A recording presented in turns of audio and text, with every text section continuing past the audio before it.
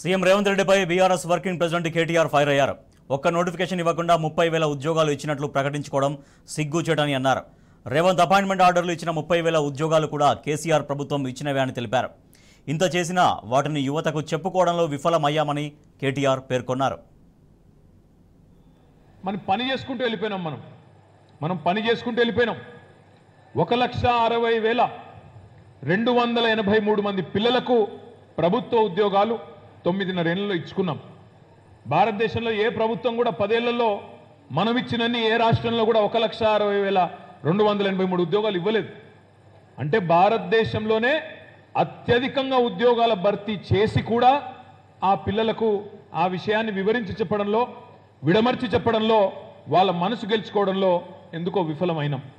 వాళ్ళ మీరు చూస్తూ ఉన్నారు, రేవంత్ రెడ్డి గారు ఆయన ముఖ్యమంత్రి అయిన తర్వాత 30,000 ఉద్యోగాలు నేనే ఇచ్చిన అని ఊదరగొట్టుకుంటూ ఎల్బీ స్టేడియంలో అక్కడ పెద్ద పెద్ద మీటింగులు పెట్టుకుంటూ పత్రాలు ఇచ్చుకుంటూ ఫోటోలు దిగుతూ ఇవాళ ఉపన్యాసాలు ఇస్తూ ఉన్నారు.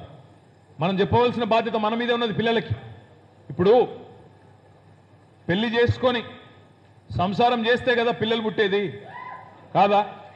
మరి రేవంత్ రెడ్డి గారి ప్రభుత్వం వచ్చినాక ఒక్క నోటిఫికేషన్ ఇవ్వలేదు, ఒక్క పరీక్ష పెట్టలేదు, కానీ 30,000 ఉద్యోగాలు ఇచ్చిన అబద్ధాలు చెప్తుంటే ఆ అబద్ధాల విషయాన్ని ప్రజలకు, ముఖ్యంగా యువతకు చెప్పవలసిన బాధ్యత మన మీద ఉన్నదా లేదా ఒక్కసారి దయచేసి మీరు ఆలోచించాలని చెప్పి నేను కోరుతా ఉన్నా. ఈ తప్పు మనం చేసినాం. మనం